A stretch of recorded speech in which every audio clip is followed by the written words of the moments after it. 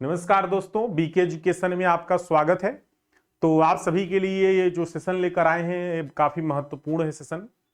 और आप लोग थंबनेल पर भी देख चुके होंगे कि आरआरबी जेई जो आधार वेरिफिकेशन है उससे रिलेटेड मैं कुछ इसमें जो है आपको सूचना देने आया हूं। तो इसमें क्या सूचना है जरा सुनिएगा ध्यान से और इस वीडियो में लास्ट तक बने रहिएगा, इससे आप ही का फायदा होगा। क्योंकि बहुत सारे आप लोग वीडियो देखे होंगे यूट्यूब पर, कहीं कहीं पर क्या है ना कि या तो कहेंगे लोग कि फार्म ही रिजेक्ट हो जाएगा अगर आधार वेरिफिकेशन नहीं होगा, या प्रोसेस नहीं बताया जा रहा है आपको प्रॉपर वे में। तो यहां पर इस वीडियो में मैं सब कुछ आपको पूर्ण रूप से जानकारी दूंगा, जिसमें आपका चाहे आप वेरिफिकेशन हुआ है या नहीं हुआ है, और नहीं हुआ है तो कैसे करेंगे, या नहीं भी करेंगे तो आगे एग्जाम सेंटर में क्या प्रॉब्लम आने वाली है, आगे चल के क्या प्रॉब्लम आएगी, वो सारी चीजों पर बात करेंगे। तो ज्यादा समय नहीं लेंगे, सिर्फ 10 मिनट में सब कुछ कंप्लीट करके आपको बताएंगे डिटेल्स में। तो सबसे पहले ये भी आपको जरूरी है कि सर सिर्फ आरआरबी जेई के लिए ही है या अदर जो रेलवे के एग्जाम है उन सभी के लिए है। तो भैया ये आरआरबी जेई के अलावा भी जैसे पैरामेडिकल्स हैं, एनटीपीसी है, या फिर एएलपी हुआ, टेक्नीशियन हुआ, उन सभी के लिए ये जो है आधार वेरिफिकेशन का नोटिस आया। ये नोटिस जो है अभी 2 दिन पहले आया था। तो उसी संदर्भ में बात करें तो पहले तो आपको हम नोटिस पढ़वा देते हैं कि नोटिस में आखिर क्या लिखा हुआ है, जो नोटिस आरआरबी जेई की तरफ से आया है। ठीक है, तो वो नोटिस जरा देखिए, आप लोग पढ़े भी होंगे, मैं आपको यहाँ पर डिटेल्स में पढ़ के दिखा देता हूँ और इसमें लिखा क्या क्या है, और मैं पूरा प्रोसेस भी आपको पूरा बताऊंगा, ठीक है, प्रॉपर वे में एकदम। देखिए यहाँ पर ये बताया गया कि महत्वपूर्ण सूचना के रूप में बकायदा ये जो है रेलवे भर्ती बोर्ड द्वारा भारत सरकार जो है रेलवे मंत्रालय द्वारा यहाँ पर बताया गया कि आधार वेरिफिकेशन जरूरी है। ठीक है, तो आधार सत्यापन के संबंध में एक सूचना यहाँ पर आया है। तो यहाँ पर क्या कहा गया है, पहले पैराग्राफ में ध्यान से पढ़िएगा। कहा यह गया कि आवेदकों या उम्मीदवारों को सलाह दी जाती है कि रेलवे भर्ती बोर्ड आरआरबी द्वारा जारी विभिन्न केंद्रीकृत रोजगार सूचनाएं जो सीएन के लिए आवेदन करते समय अपनी पहचान आधार सत्यापन के माध्यम से प्रमाणित करें। आधार सत्यापन मोड के माध्यम से आरआरबी आवेदन प्रस्तुत करने से आवेदकों के लिए परीक्षा केंद्रों में प्रवेश आसान हो जाएगा और परीक्षा के बाद की प्रक्रिया भी सरल हो जाएगी। ठीक है, आगे ये भी कहा गया है कि जिन आवेदकों उम्मीदवारों ने 2024 के दौरान आरआरबी द्वारा जारी सीएन के लिए अपनी आवेदन पहले ही आधार के अलावा या अन्य दस्तावेजों, जैसे कुछ लोग 2024 में जो भी वैकेंसी आई थी और उसमें वो आधार नहीं लगाए, आधार कार्ड, और उससे वेरिफिकेशन नहीं किए, और उसमें जैसे पैन कार्ड लगा लिए, डीएल लगा लिए, या पासपोर्ट या कोई वोटर आईडी लगा के फॉर्म को फिलअप कर दिए, उपयोग करके जमा कर दिए हैं, वे क्या करें, rrbApply.gov.in पर क्या करें, लॉगिन करके और अपने जो भी डिटेल्स हैं उसके साथ लॉगिन करें और आधार सत्यापन पूरा कर सकते हैं। शब्दों को ध्यान सुनिएगा, पूरा कर सकते हैं। यह आधार सत्यापन एक बार की प्रक्रिया है और यह सभी वर्तमान और भविष्य की नौकरी, अधिसूचनाओं और आवेदनों के लिए स्वचालित रूप से मान्य होगी। ठीक है, इसके बाद इन्होंने ये भी कहा है कि रेलवे भर्ती बोर्ड किसी तीसरी पार्टी के साथ आधार विवरण को न तो सहेजेंगे या न ही साझा करेंगे और न ही संबंधित सीएन के उद्देश्यों के अलावा किसी अन्य उद्देश्यों के लिए उनका उपयोग करेंगे। जैसे आप आधार वेरिफिकेशन करते हैं तो डिटेल्स उनके पास पहुंच जाती है, तो उनका कहना है कि हम किसी के साथ थर्ड पार्टी के साथ साझा नहीं करेंगे। उम्मीदवारों की सलाह दी जाती है कि भर्ती प्रक्रिया पर नवीनतम अपडेट के लिए केवल रेलवे भर्ती बोर्ड की वेबसाइट पर ही देखें, कृपया अप्राधिकृत स्रोतों द्वारा गुमराह न हो।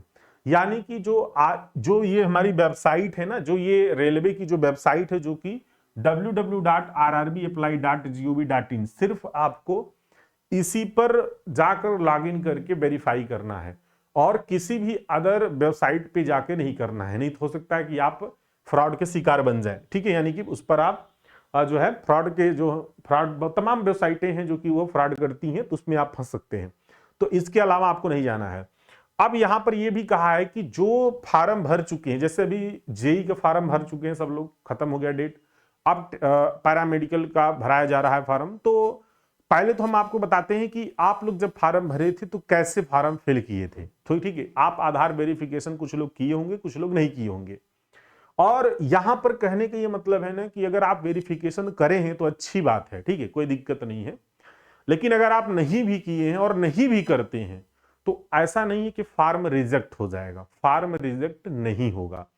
आप फार्म पेपर देने भी जाएंगे और फिर वहां पर जाके वेरिफिकेशन होगा आधार का।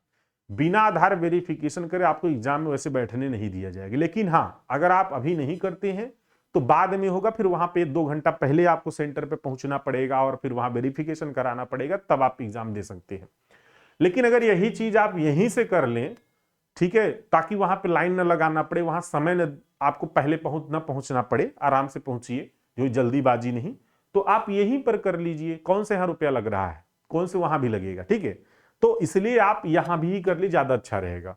लेकिन फार्म रिजेक्ट नहीं होगा अगर आप नहीं करते हैं, ठीक है। तो कोई परेशान होने की जरूरत नहीं है, क्योंकि ऐसा कुछ यहाँ में नहीं कहा गया है। फार्म रिजेक्ट नहीं होगा। जैसे अभी पुलिस की एग्जाम हुआ तो पुलिस में करीब 20,000 ऐसे कैंडिडेट थे जो जिनका आधार ऑथेंटिकेशन नहीं हुआ। तो वो सेंटर पर जब पहुंचे तो वहां पर जो है आधार ऑथेंटिकेशन हुआ और जाके तब एग्जाम दे पाए, ठीक है। तो वैसे इसमें भी है, आप भी दे सकते हैं, लेकिन फार्म रिजेक्ट नहीं होगा। अब आइए बात करते हैं कि प्रोसेस का, कि जो लोग फार्म भरे थे, जैसे आप जब फार्म भर रहे थे तो यहां पर आप इस तरीके से फार्म का पूरा स्टेप यहां पे था, तो आप लोग इससे फार्म भर रहे थे, देख रहे हैं यहां पर इस तरीके से rrbapply.gov.in जो वेबसाइट थी, इसके थ्रू आप ओपन करवाए होंगे और यहां से फार्म भरे होंगे। और यहां पर आप देखिए अभी इसमें लॉगिन नहीं आ रहा है। जब आप यहां पर होम पर क्लिक करेंगे तो इसमें क्रिएट अकाउंट आता है, क्रिएट एन अकाउंट आता है। जब आप उस पर टच करते हैं तो इस तरीके से पहले रजिस्ट्रेशन के लिए जो फर्स्ट क्या होता है, रजिस्ट्रेशन होता है आपका, क्रिएट एन अकाउंट, ये खुल के आता था। ये जोन सेलेक्ट करने के पहले ही सबसे पहले आता रहा होगा जब आप फार्म भरे नहीं होंगे। और यहां पर जब आप उसको थोड़ा सा स्क्रॉल करेंगे तो नीचे आप आएंगे तो यहां पर आधार वेरिफिकेशन रहा होगा।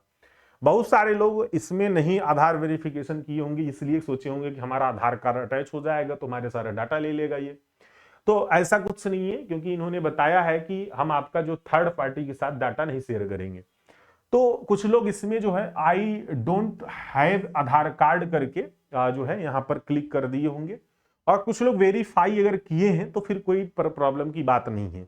तो पहले हम ये बात करते हैं, जो लोग I don't have Aadhaar card किए हैं उनके लिए, तो वो जब किए होंगे ऐसा तो वहां पर ये वाला खुल के आ गया होगा, फिर आइडेंटिफिकेशन फॉर ऑथेंटिकेशन, और यहां पर जो है अदर आईडी प्रूफ मांगने लगा होगा। तब वो पैन कार्ड वगैरह डाल के, पासपोर्ट डाल के अपना सारा डिटेल भर के और ये ओटीपी वगैरह जो भी आया होगा उसको वेरीफाई करके फार्म भर दी होंगे। तो जो लोग अदर आईडी यूज करके फार्म भरे हैं आधार के अलावा कोई और, उन लोग के लिए ये वेरिफिकेशन है। जो लोग अगर चेक भी करना चाहते होंगे कि सर हम मान लीजिए हम चेक करना चाहते हैं दोबारा, तो वो लोग ऐसे क्या करेंगे, फिर इसे ये लॉगिन करेंगे, इस पे आएंगे, अपना मोबाइल नंबर होगा या ईमेल आईडी, और जब फार्म भरे होंगे रजिस्ट्रेशन के टाइम पर तो एक पासवर्ड डाले होंगे, वो पासवर्ड डालिएगा। नहीं पासवर्ड मिल रहा होगा तो आप फॉरगेट पासवर्ड कर सकते हैं, तो डेट ऑफ बर्थ वगैरह से आपका नया पासवर्ड बन जाएगा। जब आप लॉगिन करेंगे तो कुछ इस तरीके से आपको डायरेक्टली दिखाई देगा, इस तरीके से, ठीक है, इस तरीके से डायरेक्टली दिखाई देगा जब आप फार्म भर चुके होंगे। अब जो लोग आधार कार्ड से वेरीफाई हैं तो उनके में यहां पर ये कुछ नहीं ऐसा लिख के आएगा, एकदम प्लेन ऐसे दिखेगा। और जो लोग आधार वेरीफाई नहीं है उसमें लिखेगा वेरीफाई आधार, ठीक है।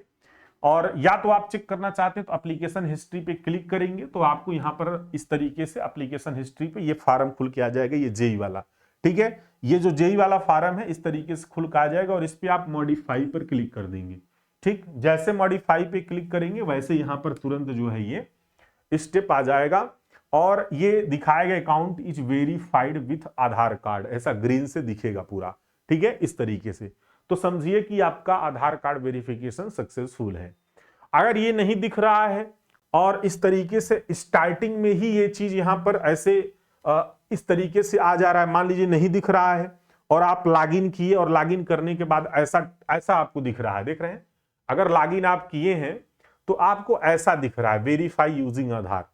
लॉगिन करने के बाद जब आप अपना जीमेल आईडी या नंबर डाल के आप पासवर्ड डाल लॉगिन किए और लॉगिन करते ही यहां पर ऐसे दिख रहा है वेरीफाई यूजिंग आधार।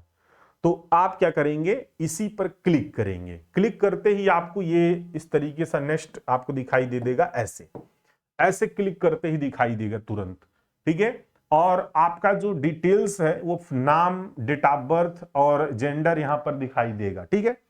इसमें आप अपना आधार कार्ड नंबर यहां पे डाल दीजिएगा और यहां पर जो है टिक इसको करना है, क्योंकि my details are same as per matriculation certificate, क्योंकि आप सेम वही डाले होंगे मार्कशीट वाला, टिक करिएगा। फिर यहां पर जैसे आधार कार्ड में आपका डिटेल्स है वैसे नाम, डेट ऑफ बर्थ और जेंडर डालिएगा। उसके बाद फिर यहां पर टिक लगाना है, फिर यहां पर वेरीफाई पे क्लिक कर देना है। जैसे आप वेरीफाई पे क्लिक करें, कुछ देर रोटेट वगैरह करेगा, उसके बाद आपका ओटीपी वगैरह हो सकता है चला जाए, क्योंकि अभी ऐसा हम किए भी नहीं है, न चेक किए हैं किसी का करके। तो आप हो सकता है ओटीपी जाए, ओटीपी जाएगा तो आप आधार वाला ओटीपी डाल के और वेरीफाई कर दीजिएगा, ठीक है। आधार को ओटीपी जाएगा तो अपने मोबाइल पे जो भी आधार से रजिस्टर्ड होंगे, तो वहां से वेरीफाई आप जब कर देंगे तो यहां पर आपका कुछ इस तरीके से दिखना शुरू हो जाएगा, ऐसा। यानी यहां पर वेरीफाई जो आधार लिख के आ रहा था वो नहीं आएगा, कुछ इस तरीके से लिखना शुरू हो जाएगा। और आप हिस्ट्री पे जब चेक करेंगे मॉडिफाई वाले पे, तो आपको इस तरीके से ये दिखाना शुरू कर देगा जब आधार कार्ड वेरीफाई हो जाएगा। अब मान लीजिए सपोज दैट आप वेरीफाई नहीं करना चाहते हैं तो क्या होगा, तो कुछ नहीं होगा, आपका फॉर्म रिजेक्ट भी नहीं होगा, ठीक है। ऐसा कुछ नहीं होगा, ठीक है, कोई प्रॉब्लम नहीं है, क्योंकि इसमें स्पष्ट शब्दों में लिखा हुआ है कि इससे बस आसान हो जाता है परीक्षा केंद्र प्रवेश, ठीक है। थोड़ा आसान हो जाएगा केंद्र पे पहुंचना आपको, यानी कि आप जल्दी पहुंचेंगे तो क्या होगा, आप पेपर बस देने के लिए रहेंगे। अब यदि आप लेट लतीफ हो जाते हैं और वेरिफिकेशन भी नहीं है तो फिर टाइम लगेगा, रुकना पड़ेगा आपको, ठीक है, तो समय आपका निकल जाएगा। और आगे की प्रक्रिया, जैसे आप सेकंड पेपर देंगे, फिर वेरिफिकेशन जाएंगे, डीवी में जाएंगे, तो वहां भी आसान हो जाएगा, क्योंकि आपका पहुंचे अंगूठा लगाए तुरंत काम हो गया, पहुंचे अंगूठा लगाए तुरंत काम हो गया। तो हर जगह पहले से अटैच है आधार कार्ड सिस्टम में, तो आप अंगूठा लगाए काम हो गया, या आइरिस से आपका हो गया काम हो गया। तो इस तरीके से ये पूरा प्रोसेस है, बहुत घबराना नहीं है, ये कोई बहुत बड़ी चीज नहीं है, ठीक है। और ये फ्री ऑफ कास्ट है, इस पर कोई चार्ज नहीं लगेगी, ये नहीं कि आप पैसा दे करके, और ऐसा कुछ नहीं, आप अपने से भी कर सकते हैं, अपने मोबाइल से कर सकते हैं। अपने मोबाइल पे आप सीधे क्या डालना है, आपको यही वाला वेबसाइट डालिए www.rrbapply.gov.in, और इसी पर आप कह करके तुरंत आप अपना जो है लॉगिन करिए। लॉगिन करके के बाद वो वेरीफाई आधार आएगा, अगर आप आधार कार्ड से नहीं किए ऑथेंटिकेशन, ओटीपी जाएगा, डालिएगा, डिटेल्स वगैरह डाल के ओके करके वेरीफाई कर दीजिएगा। तो ये जरूरी सूचना था, इस सूचना को आप ज्यादा से ज्यादा लोगों तक शेयर कर दीजिए और चैनल पर बने रहिए। अगर चैनल को सब्सक्राइब नहीं किए सब्सक्राइब कर लीजिए, क्योंकि यहाँ पर आपको हम एकदम ऑथेंटिकेट न्यूज देते हैं, कि ऐसा नहीं है कि आपको इधर उधर की जो न्यूज में है। अब देखिए ये न्यूज जो है 29 अगस्त का न्यूज है और आज 31 अगस्त है। तो इस तरीके से जो भी न्यूज आपको मिलती है, चाहे आरआरबी जेईई हो, चाहे यूपीएससी जेईई हो, कोई भी अदर जेईई हो, तो आपको मिलती है, ठीक है। और यदि आप आरआरबी जेईई का टेक्निकल बैच कोर्स लेना चाहते हैं तो हमारे एप्लीकेशन पर अवेलेबल है, वहां से ले सकते हैं। और उसकी जो वैलिडिटी है कोर्स की वो 2 साल है। और यदि आपका एग्जाम खत्म भी हो जाता है, और सॉरी एग्जाम में अगर आपका लेट भी होता है, मान लीजिए डेट टल गया, तो वो वैलिडिटी बढ़ा दी जाती है, ठीक है। ऐसा नहीं कि वैलिडिटी खत्म हो जाएगी आपको दोबारा कोर्स लेना पड़ेगा, नहीं, आप अभी से लेकर पढ़ाई शुरू कर सकते हैं टेक्निकल बैच। तो चलिए, थैंक यू सो मच, फिर मिलते हैं नेक्स्ट वीडियो में, तब तक के लिए धन्यवाद।